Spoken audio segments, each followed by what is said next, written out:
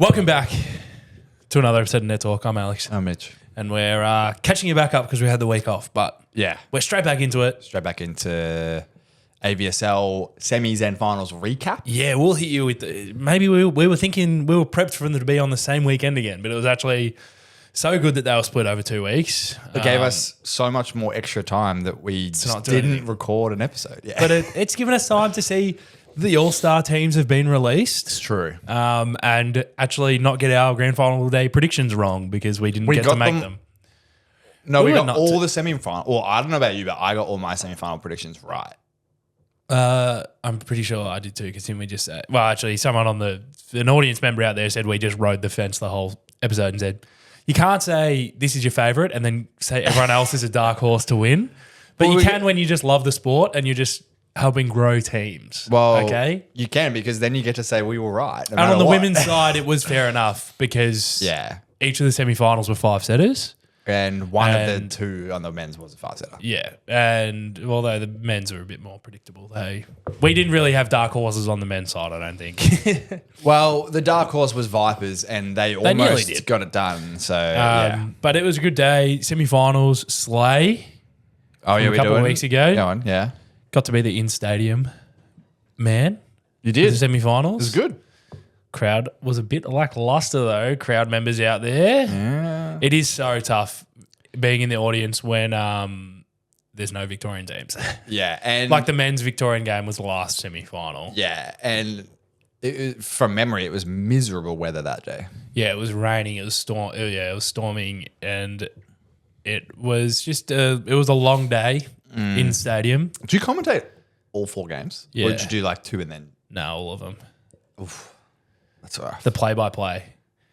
But it's such an awkward thing. Someone actually said I did an okay job, so pat on the back to me for not being horrible. No, fair. I've really got to work on that as a skill because in stadium commentary, I don't know, maybe other people do running chat through points, but I didn't want to do that as an in-stadium commentator. So it was You're like, not meant to? no? No. On the mic? Yeah, in on the stadium? mic. No, you're definitely not supposed Well, to. I didn't. I was just like post-point flavor text, Yeah. but it's just like, Post-point flavor text. but some of those women's rallies were super long. So your post-point flavor text is for the last 2 actions. And it's like, oh my goodness. So many things happened. Yeah. And then the men's games, I don't think kept anyone really around because Queensland Pirates just came It dominated. stomping through. You got to do the shame first before we move on. I'm getting to it. Oh, okay. Shame. I don't really know. I'm getting to it. Time preparation. It's assignment time for Alex, and it was assignment time for the last week, and it's really taken a hit to my volleyball. I've been a real blob for the last Hey, that's since uni games. That's your. Yeah, I'm stealing it. That's your shame. Mine's That's my been- slay though. Yeah, mine since uni games. A little teaser. Maybe we're getting back into the beach volleyball scene. Yeah, we'll get maybe. to it. But I've went to the sand and did a beach volleyball training, and it was really hard. Beach is hard. Beach is hard. I just had 0 leg strength and movement. Serve reception was actually killing me. My hand setting's better than ever. Oh. It's like a fine wine. It gets better with age. No. Leave it in a dark cellar and it gets better with It age. gets better, yeah. Leave it alone for a while. I think I would have hit at maybe 1% in believe on that. attack. The arm swing was not very good. And it's just too hard. See, I did the other thing, but I'll get to it when you're done. Yeah. Oh, you're done. Yeah. So, I'll just in case you had more to go. That's all right. So my slay was once the women weren't making finals, I was like, all right, I can go and help at AVL. But then I got asked. It was too tempting to say no to. Got asked to play in the Dragon City Bendigo tournament, and I was like, well, I'm a free agent now, so I'll say yes. So I went. Mind you, I haven't touched a volleyball genuinely. I was gonna say I don't agree that it's too hard to say no. I say no all the time. I go, nah. Well, I was like, I've been coaching. I was like, I deserve to play a little bit. So I was like, oh yeah, I'll go play. I haven't touched a volleyball genuinely since like May was when I was like, this is a bit too much.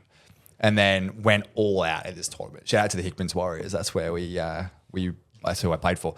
And yeah, where was 7 of us, no subs for the entire tournament. And I was Didn't realize that until I got there, and I was like, "This is dangerous." They didn't give that in your contract? No, this is very dangerous. So we end up somehow winning. Big surprise. Wow, we had a pretty good team, to be fair. I was the only question mark, I reckon. It was like, this guy hasn't played all year. So yeah, but we end up winning. Shame is that there's no pottery, but like whatever. Winning was fun. That is the award that winners typically get at Bendigo, Yes, right? Some context for the people that don't know. Yeah, I to be fair, I didn't know it either, but apparently this Dragon City tournament, it's like you win, you get like this pottery they associated with like this pot making place. I don't know, man. I just go and play volleyball. But yeah, no pottery this year. Second Slay is our guest for next episode. Yeah, because it's what's happening in the country. Everyone is saying AVL's done, indoor is done. Who cares? Whoa. It's still going on in the world. We'll get to that. But I was like, there's plenty of indoor to have. Indoor, throw it to the side. It is hot girl summertime. it's beach time. You will have seen all over social media. A lot of people listening are more on the indoor side. But there should be so much more crossover between the disciplines. There should be, yeah. We had a lucky special guest that'll come on next week for a bit of a Beach Volleyball World Champs preview. Someone on the coaching staff, an old Victorian. We've got Joey Yidgett coming on. I thought you were going to leave it as a surprise. No, I'll just I could bleep it leak out. it. Oh, okay, you can bleep it if you want. Up to you. Nah, it's too late now. But he's coming on and we chat all things beach volleyball, the Australian pairs, preparations for the biggest tournament, the equivalent in your minds probably is like a VNL. Yeah. Except 48 teams, only one winner. And we go into this is like it was good for me because like I actually don't know a whole lot about the high level beach stuff. Not because I'm not interested, but because it is quite difficult to follow. But Joey breaks it down really well, talks about like the difficulties of being a beach volleyball athlete at the top level and the travel that comes along with that, the commitment that comes along with that. Sometimes the change of cycles and partners that go along with that as well. It was really good. Yeah, because it's so similar but so different. Yeah. You're an individual athlete on that side, but you have to come together as a partnership on maybe a shorter term cycle. Like if it's each year's a round of tournaments, your grading as Joey, like we get into it, it's like it's your like last 4 events, but then your cycle is still the 6-year longer period about each federation because beach volleyball is so interesting and fun and there's a lot of Victorians. If you still have the chance, you can just drive across to Adelaide. It's only 8 hours. WA, you could probably drive across too. New South Wales, them. depends how much you love volleyball, you could drive across. Yeah. Queensland, just fly. Fly. The flights are cheap enough to get to Adelaide, but Beach Volleyball World Champs is looking amazing. Social media is really good for that. So there's lots of support. 11 Australian teams prepping for that tournament. 9 are competing, 2 are reserves. But then around the world, indoor volleyball is only just starting. Yeah. All the pro leagues have all started. They've all kicked off. Polish League, Italian League. We've got a few Australians floating around. Yeah. I have had zero time to watch anything, but the only thing I've seen is on Instagram highlights. I saw Luke Perry's doing what Luke Perry does best in modern art. He's jumping over barricades and doing one-hand digs back to the team. Lorenzo Pope is got the starting role for Barkham and is doing really, really well. What other Australians? I think the team's trading wins and losses, but that's okay. I think I think they matched up against one of the top teams, and I think they took sets as well. yeah, and he did an interview. He's been referred to as Crocodile Dundee by the coach. Yeah, I thought, man, I'd hate to be an Australian overseas. I wonder how bad the stereotypes. Yeah, if they're calling him Crocodile Dundee, that must be pretty bad. I'm trying to think of other Australians that we. That are floating around. Chloe Walker she was team of the week in her local league. There's a few around in South Korea, Trent O'Day and Alyssa Kinkella. Alyssa Kinkella's doing really well in her team. I haven't seen anything from Trent on the social media. I've seen a few things pop up. We needed to create some sort of algorithm on Instagram to collate all the data from all the Australians that are overseas. Yeah. Someone that's smarter than me make that and make it a page. Yeah. Yeah. And then the big indoor tournament that I think's in December. So it's still a few weeks away, but World Club Champs. Do we know the clubs that are Yes, it is on their Instagram. They've released the first 8 that have automatically qualified for World Club Champs. Although on the women's side, there is still a to be confirmed, which was... Oh, is there actually? Yeah, on the women's side, there was only 7 locked in. The host country, Brazil. There's a few clubs there, but... Teams, here we go. All right, we've got... Oh, this is actually going to be good. When I say this is actually going to be good, is because I do believe the World Club Champs for the men, it can be a little bit more about who has the money and the time to go, because some clubs will just say no. So we've got Zawiercie from Polish. I reckon this is the first Polish team I've seen at World Club Champs. There was someone there last year. Sada Cruzeiro, that's the Brazilian team.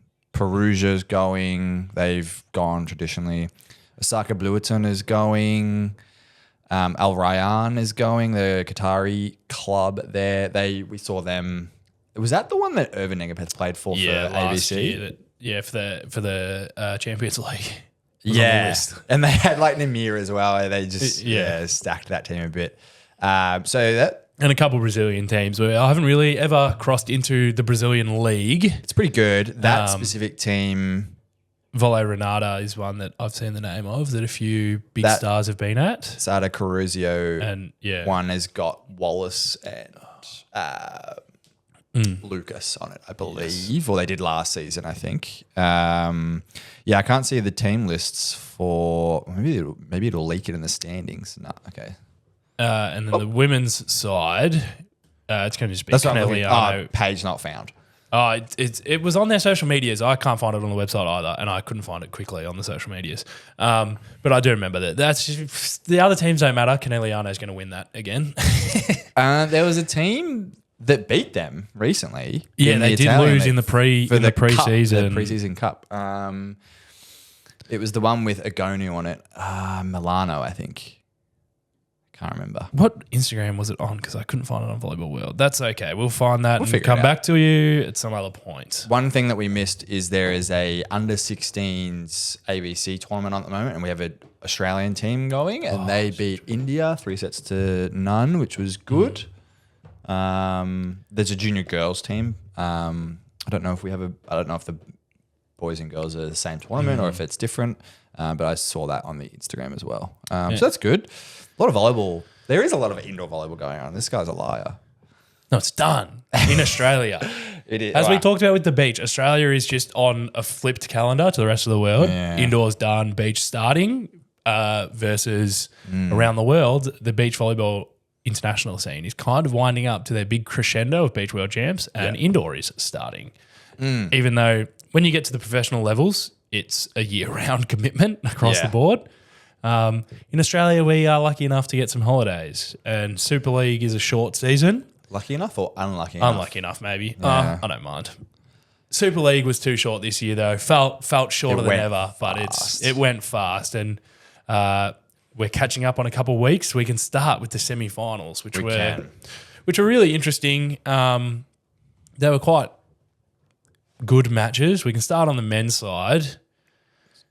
Well, we can follow it as the day went along, okay? Because the first game of the day, Perth Steel, Queensland Pirates, this was a semi-final rematch from last year, as a lot of the players felt. A lot of returning players from previous years' experience with the league has definitely grown this year. People's comfortability with the format, the power plays. But Perth Steel was a different team this year. They were just so strong with Shelby Ma rejoining the team and a few other injury fill-ins. Someone else on that team was coming back from injury to fill this team, I think. I can't remember. I just know that WA, they're just, as we said it when we had Nathan Roberts on, they're the team with the most options. Yeah. And they're the most dynamic, and they've got almost every player on that team can play multiple positions to an AVL level standard, which is very impressive.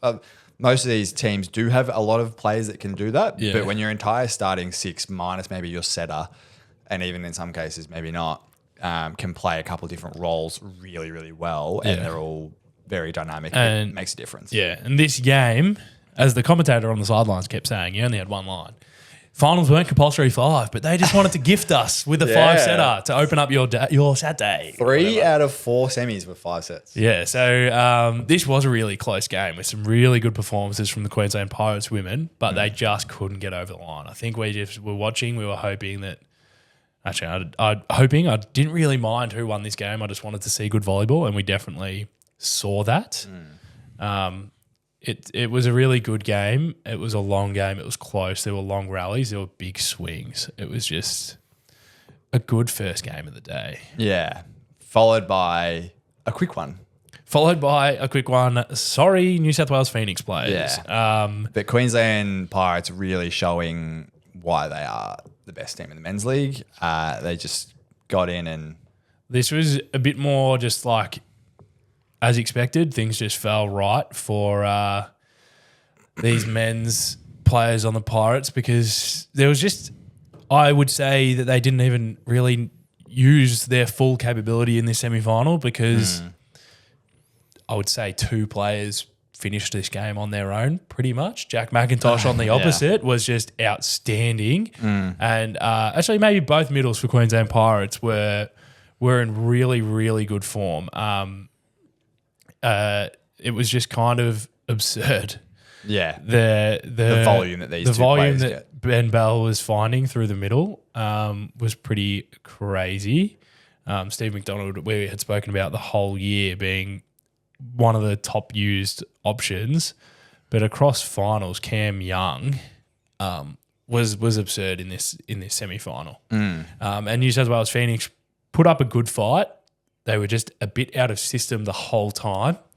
Jack Roll was putting up some good sets, I think, to the sticks. They couldn't really activate that middle because the Pirates are probably the best serving men's team across the season, and that makes it really difficult as a side-out team to stop runs, and especially when Phoenix was without Fraser Garrett across the finals. Yeah, it's pretty tough.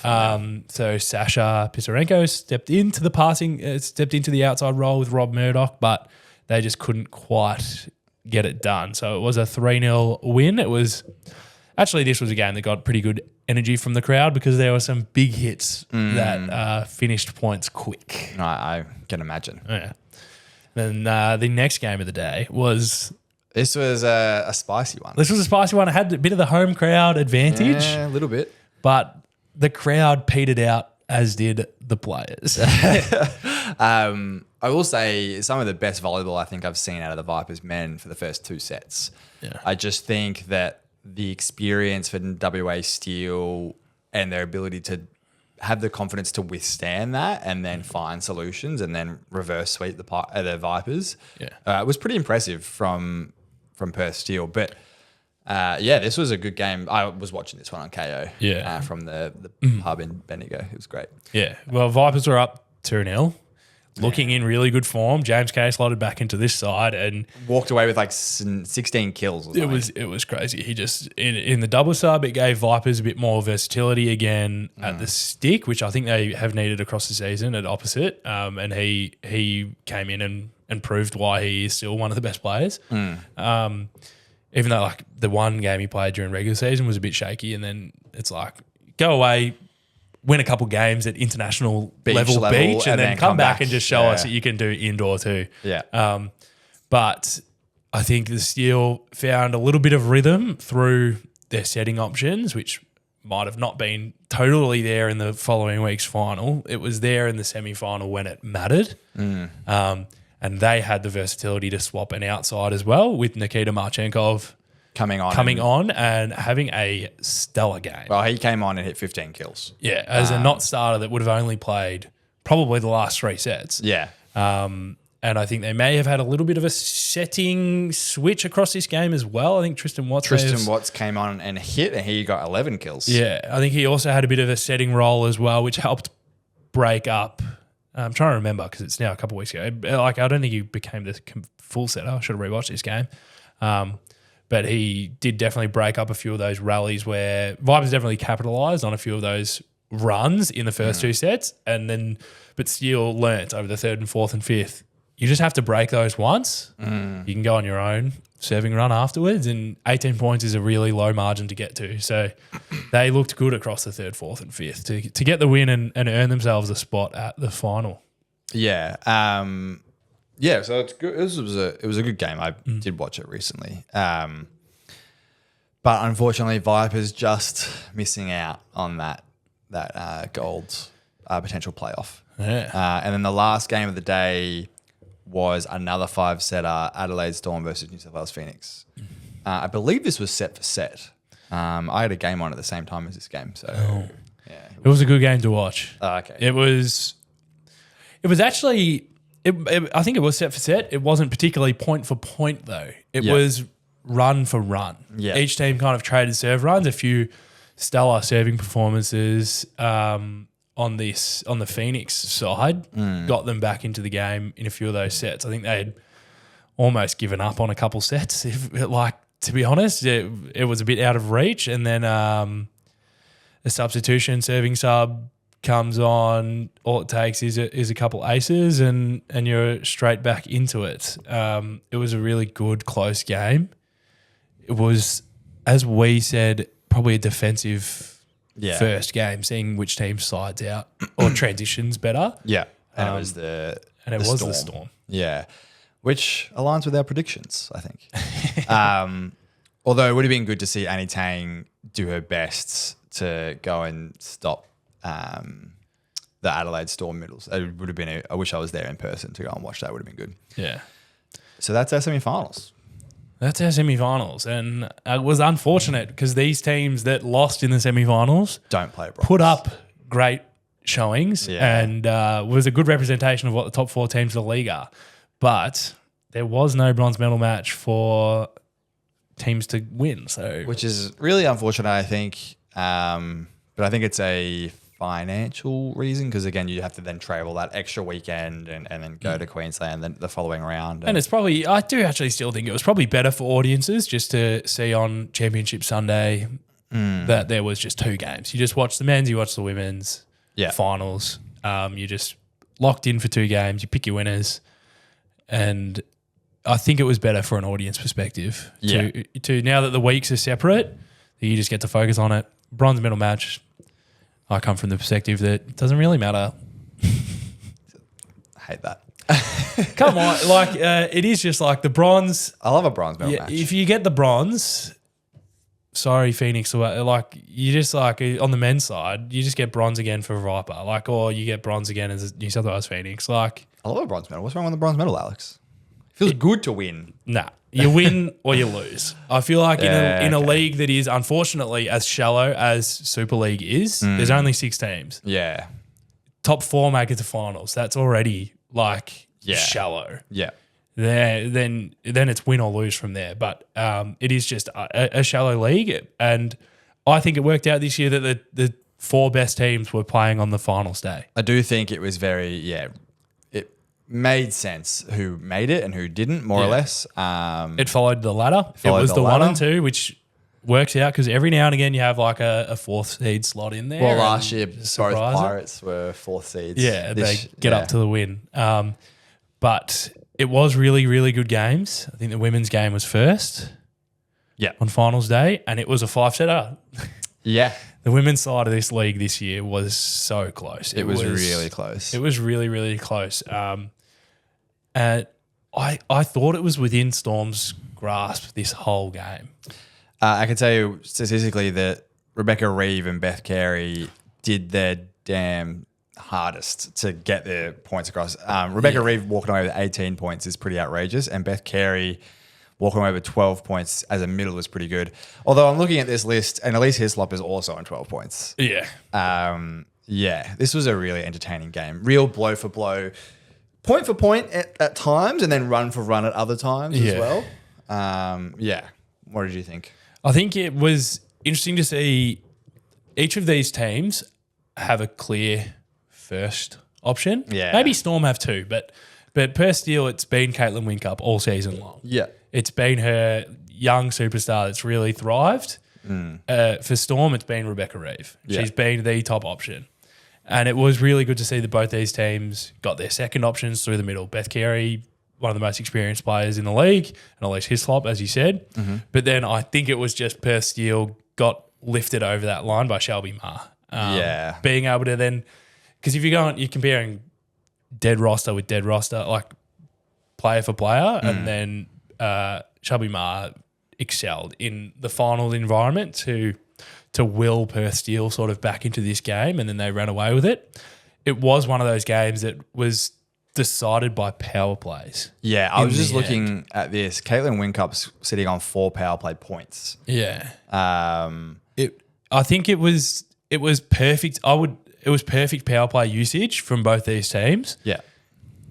I think they both went into the fifth set with one in the bag. And from memory, Storm I think only went 1 from 3, and Steel went 2 from 3 and ran to get to like 14-11 up or something in that fifth set. I just rough numbers because I don't have the exact progression in front of me. I noted it down. I remember noting it down on the sideline because I was thinking about how the power plays went, and it was a decider. Yeah, it's crazy how impactful an extra 2 points is, but it just really flipped it. It made the difference. Yeah. Something also to be said about like strategically having Shelby Ma as a passing opposite to release Caitlin Winkup from being a service target is a really interesting strategy, and it probably just allows her to not get targeted and just go and swing free reign on the stick, which is pretty impressive. But yeah, at the end of the day, the Steel won it, which is good for them. Yeah. I think they were pretty disappointed with their result last year, but they came back with a bit of a vengeance this year. And truthfully, for the majority of the season, they dominated. Yeah. No one was really close to them. And they had a bit of versatility on the court as well. They had some options that they could run. They actually started with Jackie Tamburi, who's been in this team for a while, but league MVP, Caitlin Waterfall. Yeah.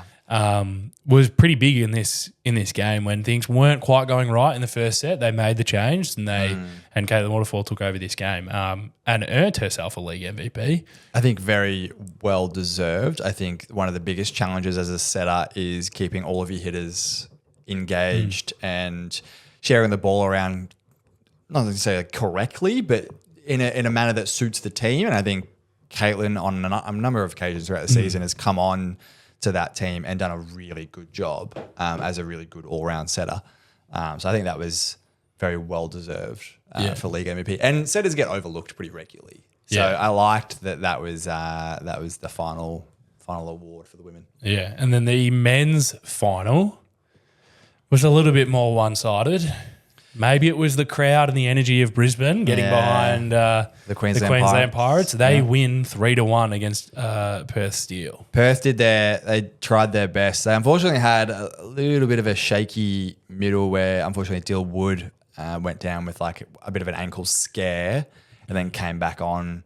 And I think, as frustrating as this might sound, I think they actually had a good amount of momentum before that happened, and then it was all gone after that. And then Pirates just capitalised on that. That Pirates roster is so stacked, fierce and scary and strong at every position with players with serious experience within Super League. Andrew McLean coming back. Yeah.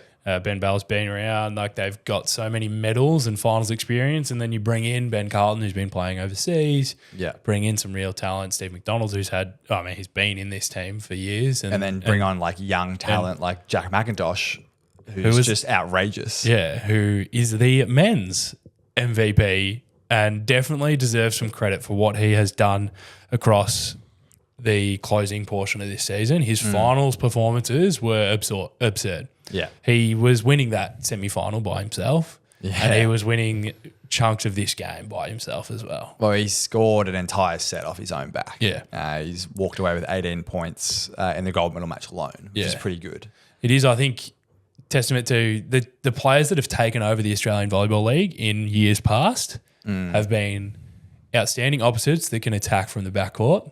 We saw it with Tom Heptonstall being just the best player in the league previously, and Jack McIntosh's presence when he was still backcourt.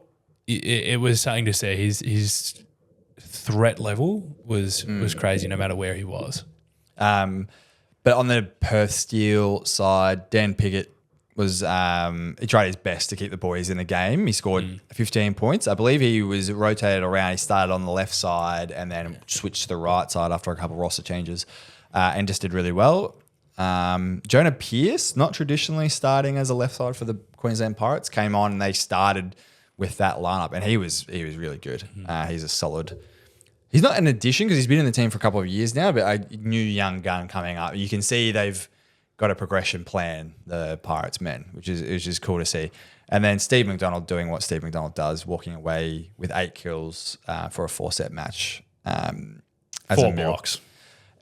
And 4 blocks and 4 very large blocks from memory. Yeah. It was like Dan Piggott was actually the best blocker on Perth Steel as well. He got 4 blocks himself. Like that was a crazy stat for him to be getting shuffled around left side and right side. Sometimes as a blocker, it's a bit disorientating. Yeah. Not that there's really that much difference in the skill, but it just is different when you're going to the left or you're going to the right. The amount of opposition attacks that get forced through you. Yeah. And to be able to still get 4 blocks, it's a pretty good result. Yeah, no, I agree. But yeah, ultimately, I think a big shout out needs to go to Ben Bell for managing the Queensland offense in a similar way that you would describe Caitlin Waterfall is. Like you have so many good weapons at your disposal. Like how do you distribute the ball? How do you keep everyone happy and engaged? And I think Ben Bell is one of the best to go and do it. And it showed with how this Queensland Pirates team played. But yeah, that wraps up the AVSL 2025 season. There's a few accolades for some players as well. We've been trying to keep in touch and keep informed about the weekly team of the weeks. Yeah. Because everyone can have one good performance, but I think we will talk about the All-Star 7 teams. I love seeing All-Star 7 teams from tournaments because it's who was there for large portions of the season, who was at the top level, most consistent, most impactful across each team. And what's what's the team that you would ideally take to like an AVC Champions League? Like that's the thing. And it's like, how good would this team actually do? And it's like both of these teams are pretty good, I would say. I'll be glad to see, I assume that Pirates earn that role again next year on the men's side. Yeah. Perth Steel get to go for the women's if the Champions League functions in the same way. It's very flexible because it was the first year of it existing this year. Yeah. But we'll start with the men's All-Star 7 team. Yeah. Which I think was relatively straightforward. There's a couple positions where I think the league was maybe a little bit more fluid. Yeah. A little bit weaker. Yeah. But the other positions I think were dead on, dead centre through the middle blockers. Yeah. I think were dead picks. I would hate to play against either of these. Yeah. So Jose Martinez and Steve McDonald. If like as any hitter, if you like, you're playing like a state league game and like there's a good middle and then they rotate the backcourt and it's like, oh, all right, cool. Yeah, 3 rows. You're not getting that with either of these two. Yeah. That is a deadly middle combination that I would hate to see. Yeah. But I would they love were clear far away top 2 middles. Yeah. Probably unfortunate for the secondary middles on each of those teams who were also really good. Young on Pirates and Perth still have 2 other good middles that can rotate through that second position. Caleb Watson, Jordan Fanco. But that's the deadly proof of those 2 teams in a final is that they have the middle threat. Yeah. 100% of the time, whoever's there. Opposite. It has to be Jack McIntosh. There's no other option. There's no second, I don't think. There's no second guess. They were maybe a Perth Steel opposite could have been in the running for the nod, but they were rotating through positions as a necessity because of lineups, and there's no issue with that. As a pass hitter playing opposite right side back and forth, but it lends yourself to Jack McIntosh who didn't start the first 2 rounds and then was the opposite for the remaining it season. had to be their go-to. The only other opposite that might have been in contention was Lewis from Vipers. He was actually really good. Luke Califolio in his debut season. Wow, Setter has to be Ben Bell. Which is I don't think the league would have had any issues with picking him as the All-Star 7 setter. He was the best setter on the men's side, same as Libero, Andrew McLean, returning to the Pirates team, captaining them. So, fun fact about Andrew, or Macca as most know him, he would have a gold medal at an AVL level in 3 different positions now. Yeah. Libero, pass hitter, and opposite. I'm sure he could go in and set as well. Yeah. Don't know about him being in the middle, but I'm certainly entertained to see it. But He could do it. Leave him on on the court on the court by accident. Yeah. I'm sure he'd put up some numbers for sure. Yeah. And then that leaves to the pass hitters. Which I think, seeing the All-Star 17 that got released, this was the only one that was kind of, you could see multiple people being nominated. This is probably the only position in the league this year, which probably is good for the league, where there's not a massive standout. Like there's not a Tom Heptonstall or a Nathan Roberts or a Paul Sanderson with like ridiculous experience and still playing national level volleyball. Yeah. You've just got a bunch of pass hitters that are all really good, all putting up good numbers. So it's like, who do you go that for? are all at similar kill percentages, similar usages actually. A couple players that have high usage, which in the statistics perspective have a slight drop off in their kill percentage or a slight increase in their error rate, but are still in a similar territory for their total kills or what they're being asked of.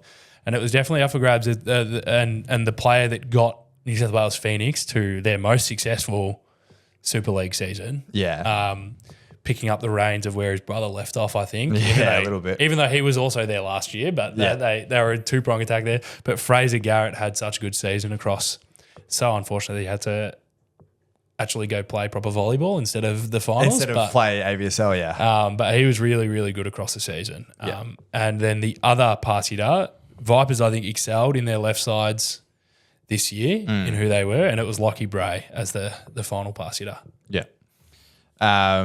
On to the women, as mentioned before, Caitlin Waterfall is the setter. I think this is a good pick. I think she ran that team really, really well and definitely deserves. Probably have to be when you get league MVP as well, you know. I'm thinking that's the same. And then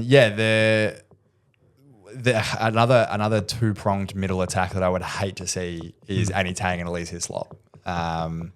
There's a couple of different middles that could have gotten this award, but I agree that those two are probably the two main middles at the end of the day. Yeah, there's probably others were up for grabs. Like Beth Carey, like definitely up there. Rudder as well had really, really good seasons, but I think it is just, again, the amount of impact. Like Alicia Hislop per steal is in the final. They have a lot of impact at each position. Annie Tang was super valuable to that New South Wales Phoenix team. 100%.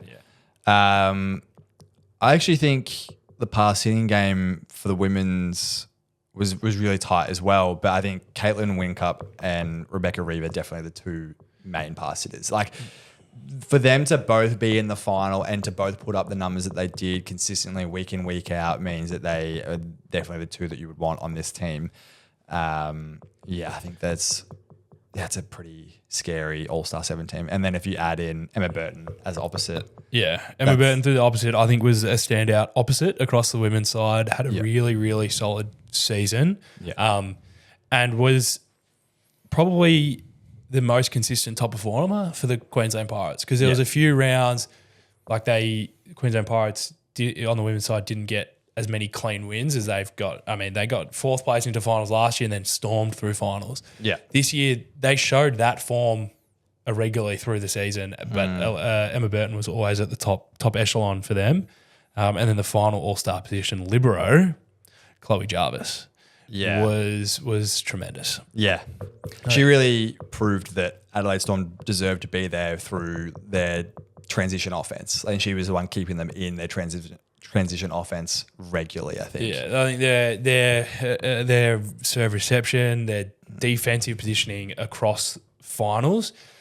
Libero position on the women's side was really competitive this year, actually, 100%. Yeah. If you are looking at like serve reception value, because Danae Walters for Perth Steel when she was there, or Mia Udo when she was there for Perth Steel as well, were both amazing. Rochelle Sisson from the Vipers didn't qualify for finals, but was a great player across the season. Yeah. But Chloe Jarvis was solid on serve reception and I think was in another league on the defensive touch. Yeah, was really, really good for that Adelaide team. I remember shouting her out with Nathan last week about just some of the defensive touches that she would get and keep that team in long rallies was just outrageous. So yeah, that about wraps up the MAVSL for 2025. What about what do we want to see more of next year? It was just it was a productive season. I think it was a good season. Good progression of where Australian volleyball is going. Still want to see more growth. You always want to see that. But Yeah. I think the broadcast deal helped. Being on KO this year was wicked. Yeah. I think I would just love to see, not necessarily a longer season, but maybe double round robin. Yeah. I want to see what happens when you play teams twice before you get to finals. That's just a personal thing. But yeah, what a very entertaining season I think 2025 has been. Interesting for me personally, seeing the perspective as a coach and as a viewer was good fun.